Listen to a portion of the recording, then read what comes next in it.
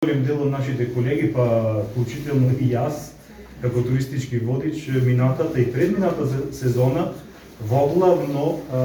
украинците беа еден клиентела која што беше присутна во Охрид, доаѓа директно како договор со локални туроператори, туристички агенции, но исто така доаѓа и преку туристички агенции од регионот, од Албанија. Албанија важи како една летна туристичка дестинација која што успеа да привлече еден голем број на клиентела од Полска, од Холандија, исто така и од Украина. Па тоа е еден дополнителен проблем кој што понатака да се надеваме дека нема да ескалира и дека за брзо ќе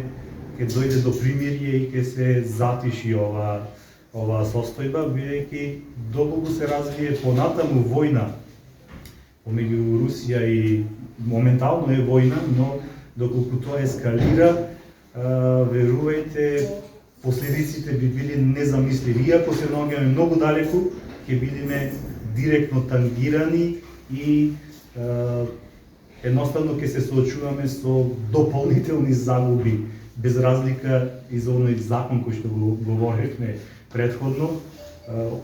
Тој нема да биде ништо во споредба со тоа доколку се разврзе, односно доколку ескалира воената состојба со овој проблем помеѓу Русија и Украина.